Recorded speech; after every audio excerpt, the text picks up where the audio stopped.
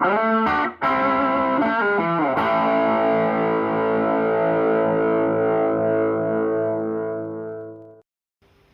up, everybody? Welcome back to the channel. We're going to be doing part 2 on the frame for the 59 CJ-5. I'm going to go ahead and start cleaning up these welds. I'll show you all the wire wheeling process a little bit, just to touch briefly on it.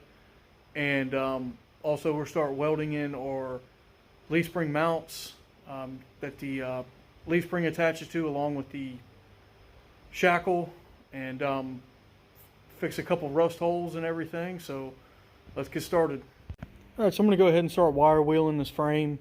I'm going to save these welds for later. Pretty anxious to see how this metal is going to clean up, and then I'll put it on film for y'all. That way, I can just cut the camera off, focus on getting it done, and I'll just check in to give y'all some updates and stuff. One thing we still got to take out is the reinforcement band. I'm going to get the outside of the frame rail done, and not done, but cleaned up, I should say. Then we're going to take out the band on both sides, clean up on the inside of the frame channel, make a new band, all that good stuff. I still got a couple leftover rivets that were pretty stubborn to get out, but all right, let's do it. That's real quick before we get started. I'll go over different wire wheels. So you just got your twisted wire circular one. You got a twisted wire cone shape, and then just a straight wire one. This one is not good for taking rust off, heavy rust off like this. This is more of light paint removal, a little bit of polishing, stuff like that. But it's not. This is not going to work to get this off. You're going to have to use the crimped wire type.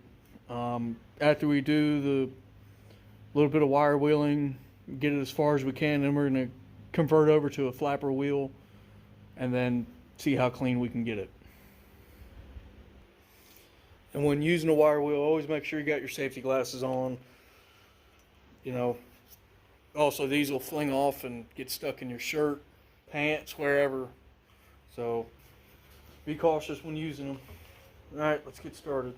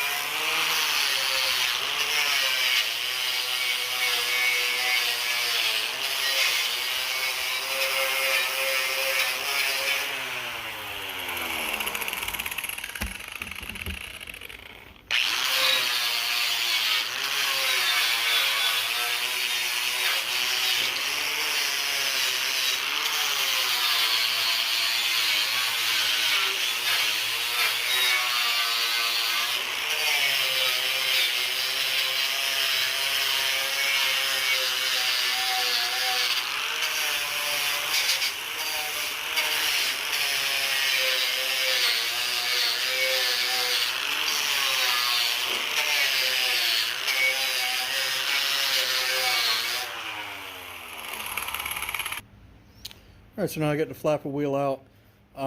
This is a U60 grit.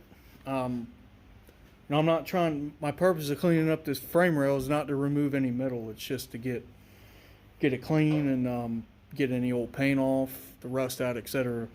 So that's why I'm not using too coarse of a wheel, and a regular grinding wheel is going to be too abrasive for this kind of job. So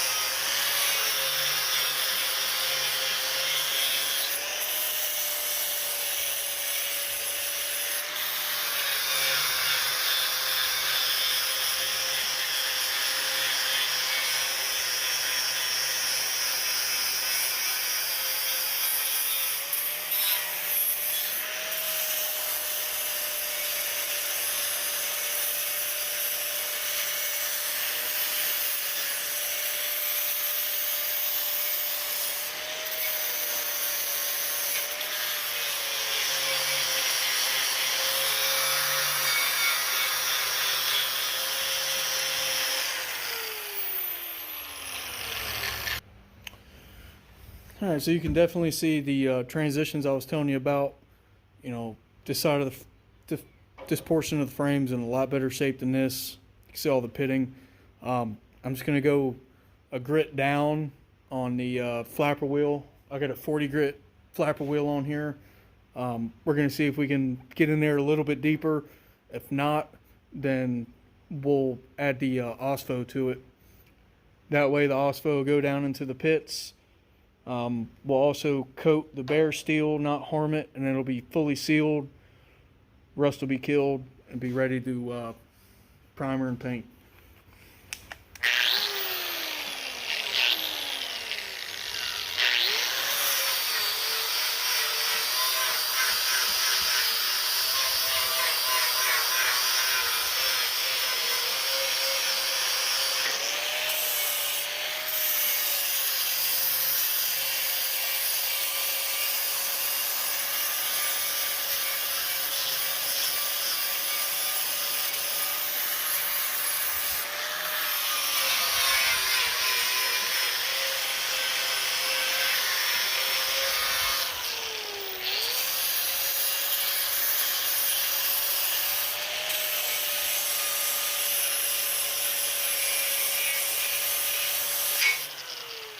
Look out. Oh. That flapper wheel took a hit. Make sure you take all your bolts out before you do this. I'm going to cut those off camera. Alright, but I'm going to cut these off camera, but basically we can see how much more that coarser flapper disc did. You know, we'll have to remove a lot of material to get to that pitting, but removing that material is going to make the frame thinner. So, like I said, the next step will be to put OSFO over it and go from there. So that process is going to be for the rest of the frame.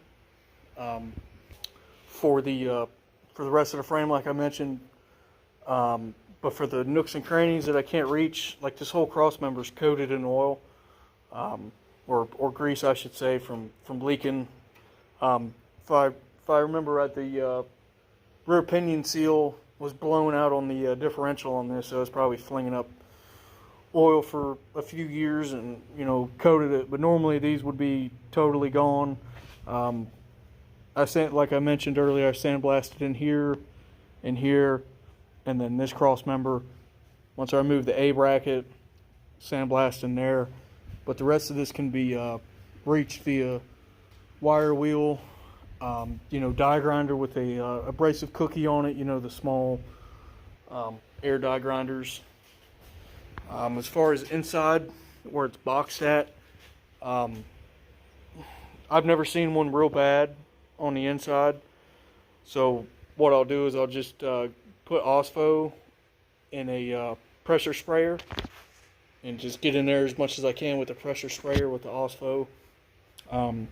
Should be fine for another 100 years. So, right, I'm gonna cut the video off here. Hopefully y'all got the basics of it. The next video is gonna go over, is gonna be pretty much a check-in of the progress. And, you know, yeah. Trying to get some good metal out of it, which we do. We're going to have to fix this rust hole here. Show y'all how to do that here in a sec, but just a quick overview. This is basically what wire wheeling and flapper disc will do for you. I already treated the pitted areas where I couldn't reach, you know, where the wire wheel and flapper disc wouldn't reach with OSFO. That rust has been neutralized, and it's going to be ready for primer here in just a short while. So you can kind of see, versus this side, I haven't finished yet, or really even started on. And you know, you can kind of see the before and after. But one thing you need to remember is always get these nooks and crannies. You know, you got some weld joints here. You might think that's a continuous weld, but that's actually, you know, dirt and grease buildup. So you know, get a scraper in there and get all that dirt and grime out. Same goes with all these seams here. So,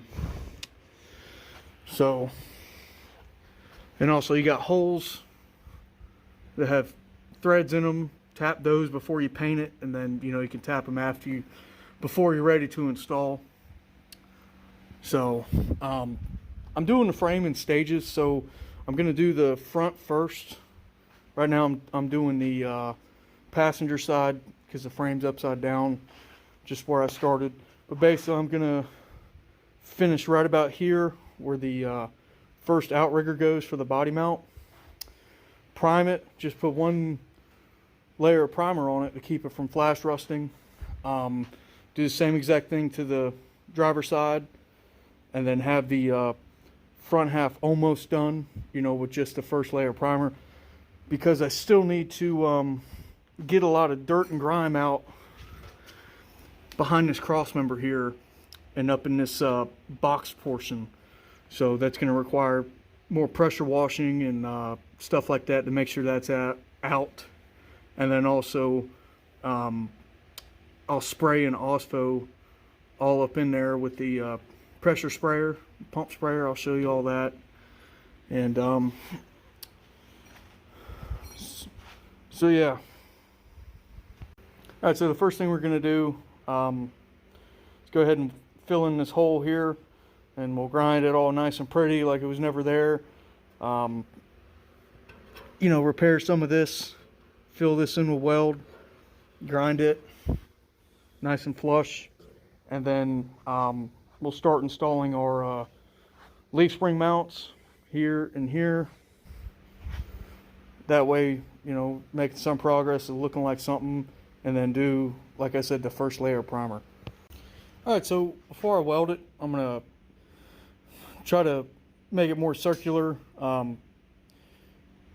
because it'll be stronger that way. If I make it a circle and take out the jagged edges and stuff, I'm just gonna use a step bit here. Regular drill bit's not gonna work for you. So there we go. We made that. See how it went right through, because that's how thin that metal was. So now we got, you know, it's a bigger hole, but it's going to be stronger. And as I'm welding, I'm just going to go in a circular pattern until it's filled up, and then, you know, we'll grind it smooth on either side.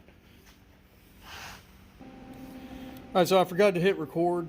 I'm at a real low amperage to do my first circle, because the metal is pretty thin in that spot. I turned up my amperage a little bit. So now we're going to begin closing up the hole. Let me go ahead and zoom in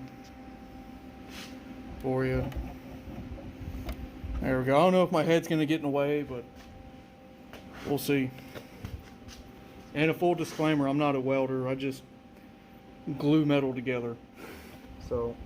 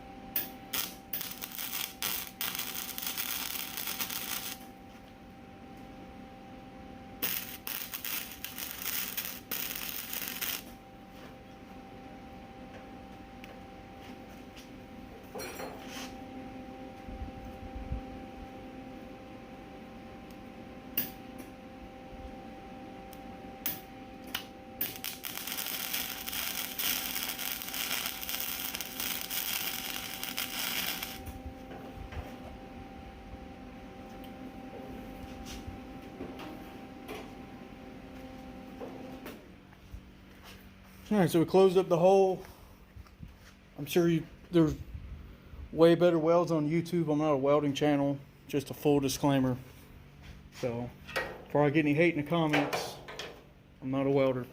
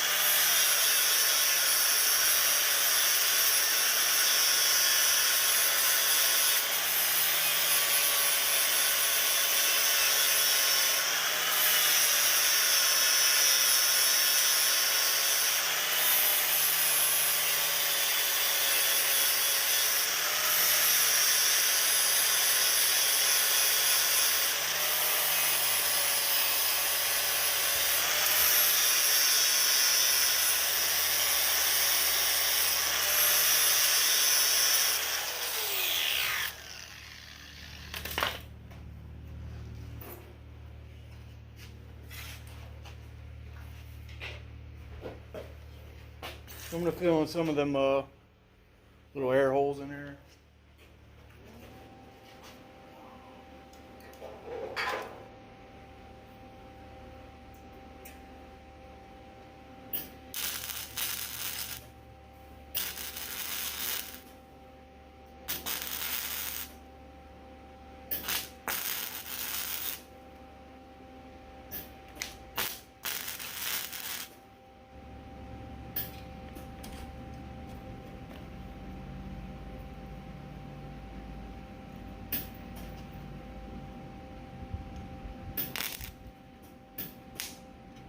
Yeah.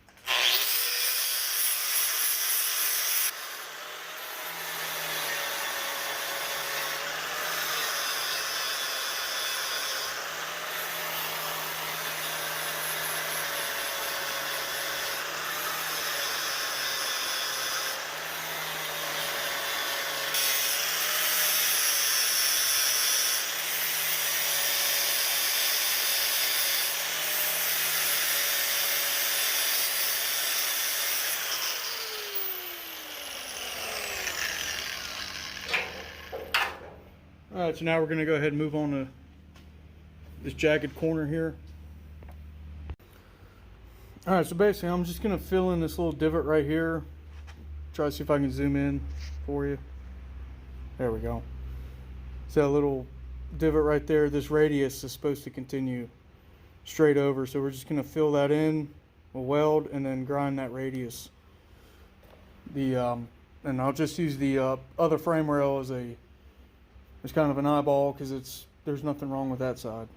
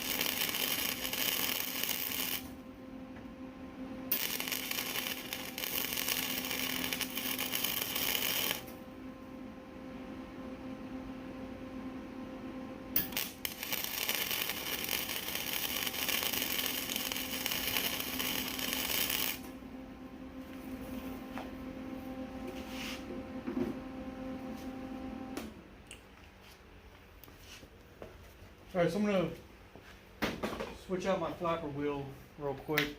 This one's a little too fine. I'm going to put a 36 grit on it, and then probably wind up changing it.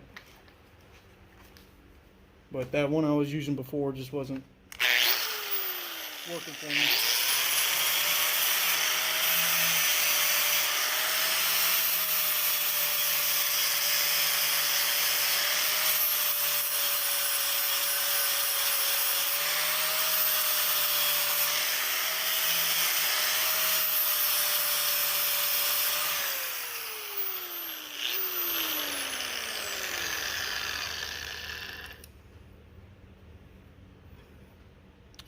All right, so probably just gonna add a little bit more here and then just fill in that low spot real quick.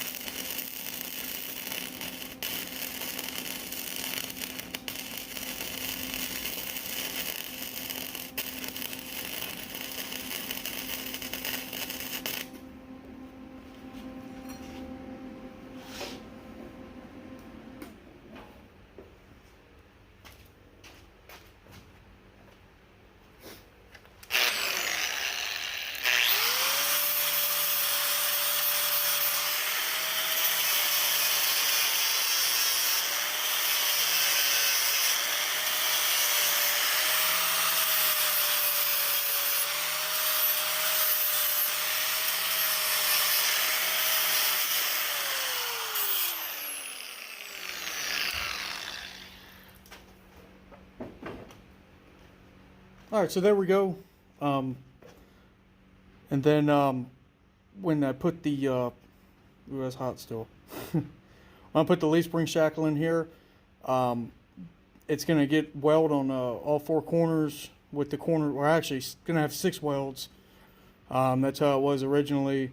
Wrap the corners. The original corners weren't wrapped, and that's just going to, you know, give it some more structure and then keep from getting more dirt and stuff in there. So when I put that shackle on, that weld's going to be on that other end, so that'll get that radius more like the other side.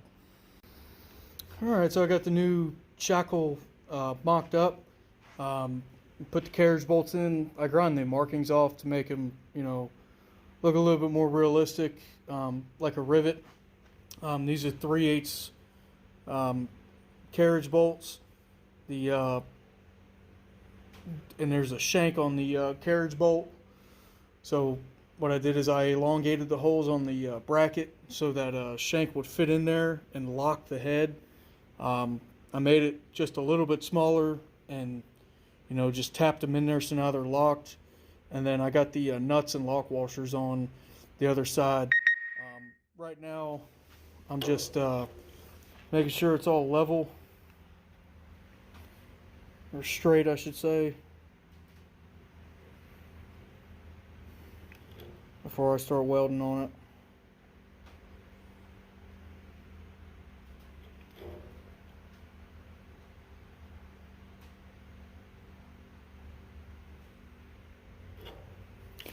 What they should be, because the rivets used were 3/8 shank rivets, and the bolts fit nicely in the hole of the frame rail. So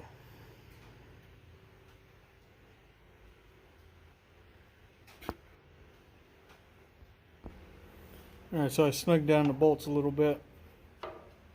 Just checking it with a square.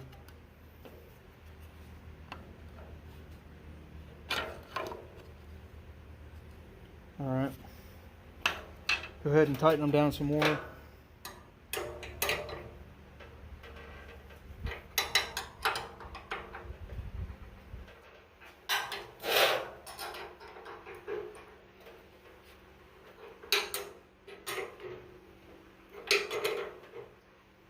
And you'll see it start pulling these carriage bolts in more.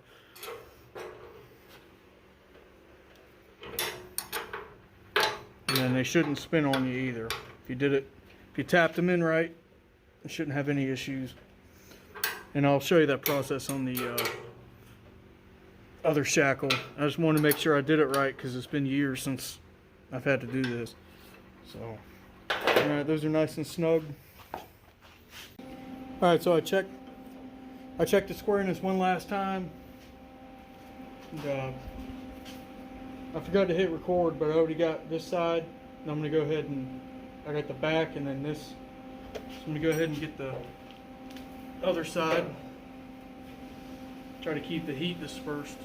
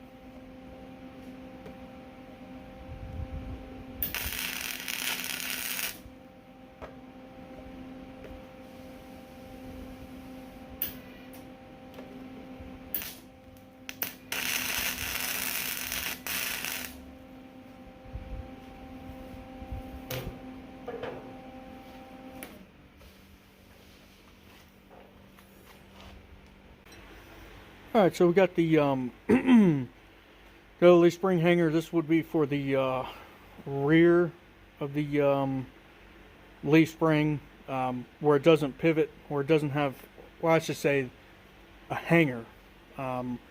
Here's an original.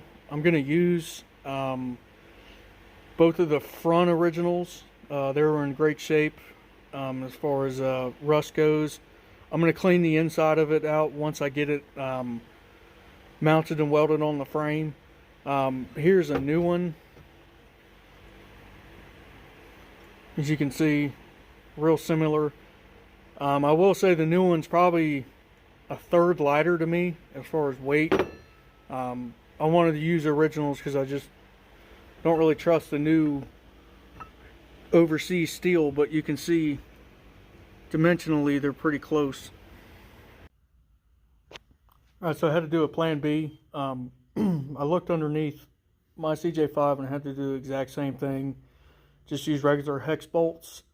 Did run into an issue though, by me wallering out the hole to accommodate the shank for the carriage bolts that would have centered it perfectly.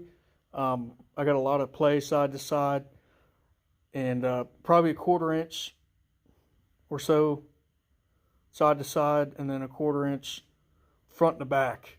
The frame holes are 3/8, but it's the opening on the shackle itself. I put a new shackle on, same thing, because those holes are probably about 7/16 open instead of a 3/8. These I made probably about 1/2 inch to accommodate that shank. It's not going to affect anything structurally. It's still going to be, tight and everything. It's going to be tight and then welded. But what we're going to have to do is I'm going to have to wait on the leaf spring assembly to come in. That way I can go ahead and install it. The book does have a measurement, shackle to shackle, but I'm about 1 inch off. That doesn't make any sense. I did the math with the using a parallel up here to make it a straight measurement. That doesn't work, just like the book said, and then also at an angle, my measurement.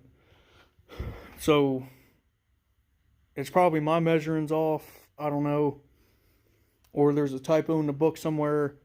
But the easiest thing to do is just going to wait a day or two for the springs, the spring assemblies to come in. We had a pretty big order. They're coming in multiple boxes, and I just so happened to get the the mounting brackets in first. All right, so I got one of the front springs installed. I already put the bushings in. I'll show you how to do the bushings when we go ahead and do the other side. But basically, I got my hanger bracket where I want it to be. When there's weight on this and the spring compresses, the front hanger, the front shackle is gonna, spread forward. So if it looks like it's not right, it's not. It's because it doesn't have any weight on it. If I lean on it, it'll start pushing out a little bit. And then once you add, the weight of the engine and the body and stuff, it'll go where it needs to go. Because these are the heavy duty springs. These are the 10 leafs. I believe the standard ones are 8. But anyway, we're going to go ahead and weld this up. I'm going to take this primer off the whole thing. So we got nice bare metal to weld to, and do pretty much the same thing we did to the front. All right, so I got the rear bracket welded on. These welds came out much better than the front. Should have filmed it, but whatever. Right now, there we go. I'm gonna flip it over. Right now, there's a little rust hole here for the master cylinder mount. We had some real thin metal, so what I did is I got the welder on the lowest amperage, and I just kept going around until I got a good bead across the whole thing, and then just consistently just kept welding around, letting it cool. So now we got a good base to go ahead and close off this hole. I'm going to go ahead and try to set up the camera and try to show you the finished, try to show you the rest of it, because the hole we repaired up front, I don't think came out too good on camera. So we'll go ahead and do this. This is going to go the same thing with sheet metal.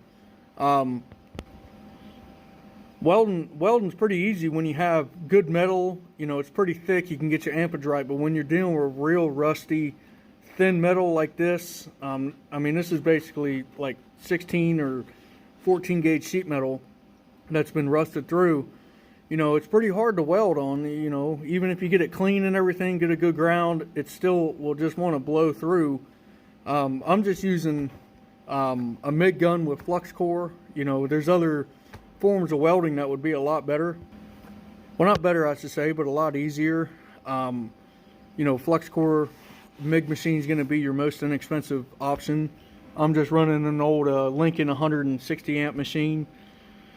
But anyway, we'll go over that in a later video on you know, tools and techniques and stuff you'll need to restore one of these. All right, let me go set up the camera as best I can. All right, so hopefully this comes out all right. Hopefully I don't get in the way. But I decided to wear a glove today. I couldn't find my old set of welding gloves. The kid must have played with them or something, but I'm MJing it right now. So I like to have my hold hand with the glove, and then, you know, my gun hand gloveless. So let's see how it turns out.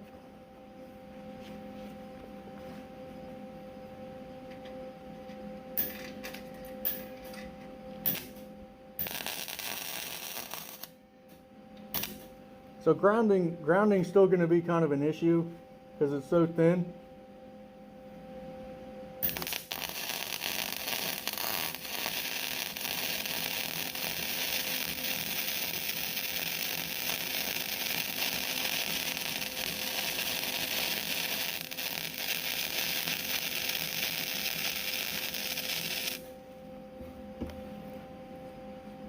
So there you go. My advice on this is, once you're going, keep going. Just keep going in a circular pattern, because, you know, if you stop, you're gonna, you know, it's gonna skip around on you like it just did in front of the camera, where, you know, it's not wanting to get a good arc or a good ground.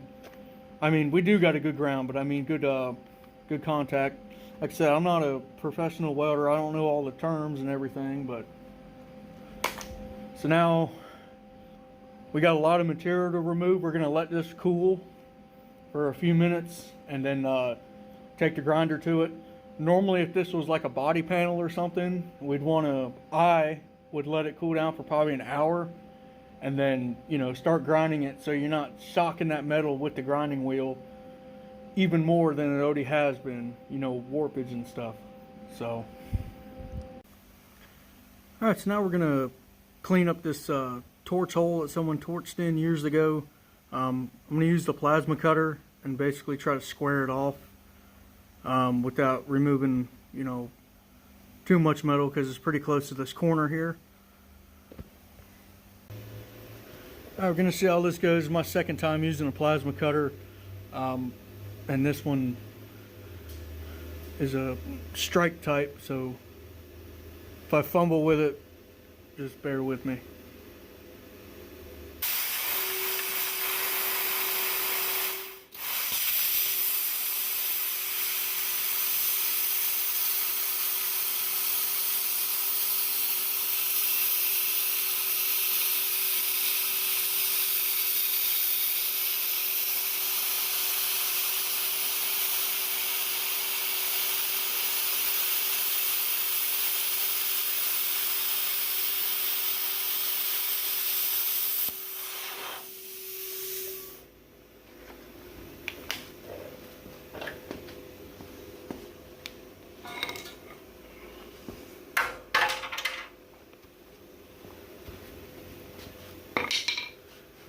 Alright, so sorry for the fumbling, but only my second time using a plasma cutter, and this is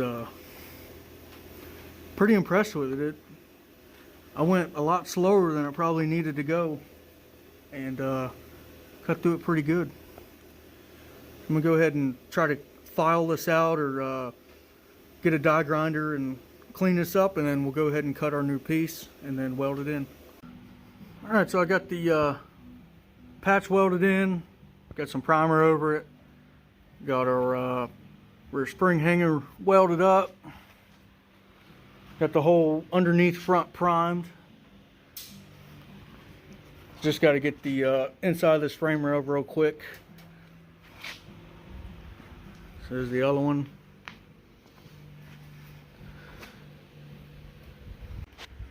Alright, so I got the frame flipped over. Now it's not upside down anymore. Spring hangers are on and all that. Got my pump sprayer here full of OSFO. I already went ahead and sprayed it. You know, it'd be pretty boring just me spraying OSFO in the blind holes. But before I did that, I found a mouse nest here in the middle cross member here. Somehow mice got in here, made a nest. It was protruding out a little bit after moving the frame around.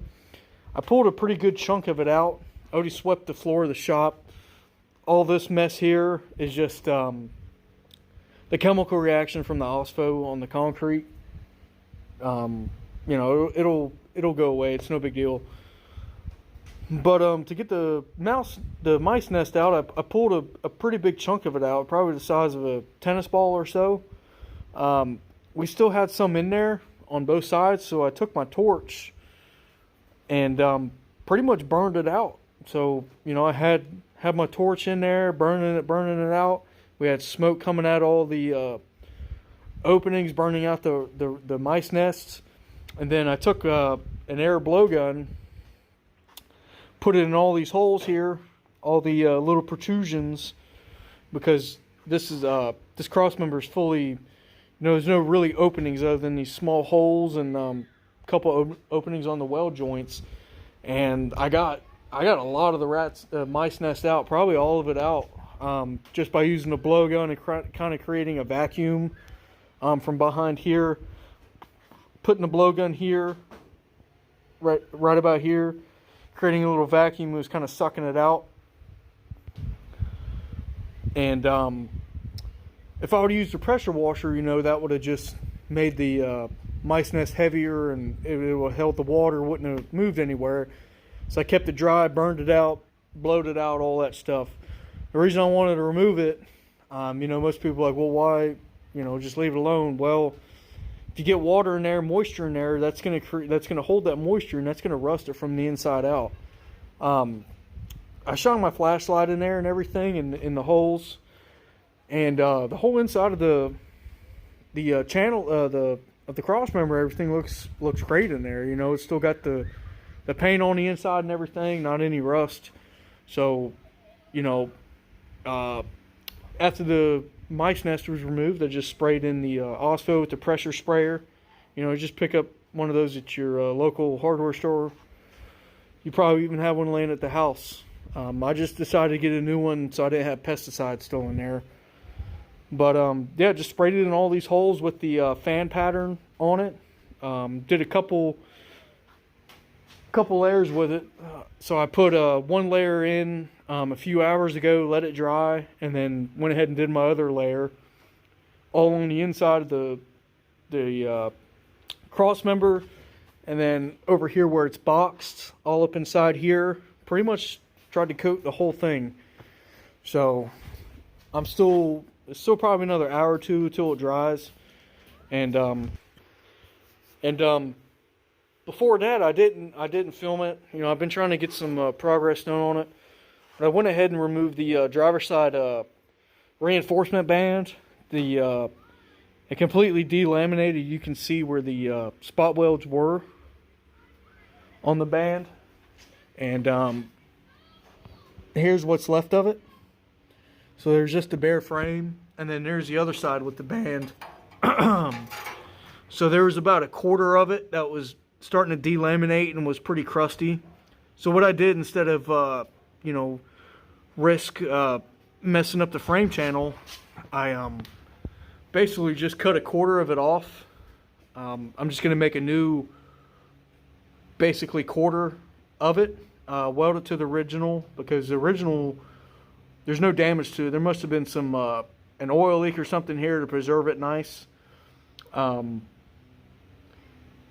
So later on, probably in the next video in the series, I'm going to go ahead and make the new bands and drill the holes in them, and then we'll go ahead and plug weld them back in just like they were from the factory. These were probably spot welded, but we're going to plug weld these. And we're basically just working our way front to back, because, you know, we got a lot of work ahead of us replacing the rear frame channels.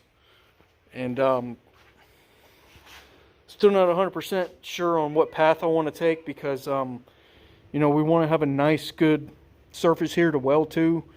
And you know, where our hole is in the frame right here, we're not going to have a lot of good metal to weld to, because there's a lot of metal loss back here.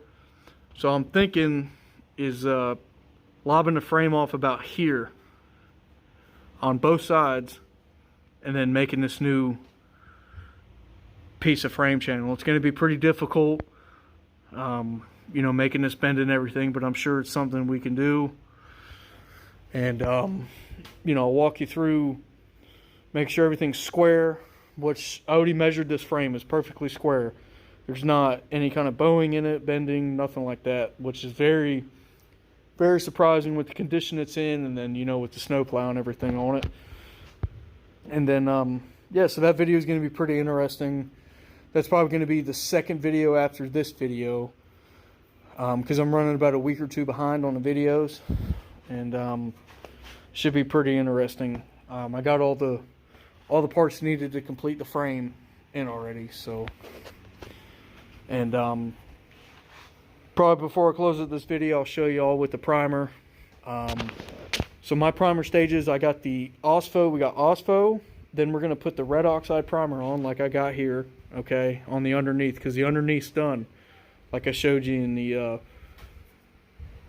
before on this video. So the underneath's done. I flipped it over to where it's supposed to, you know, normal configuration. So we got OSFO, we're going to have red oxide primer, which we got, all right.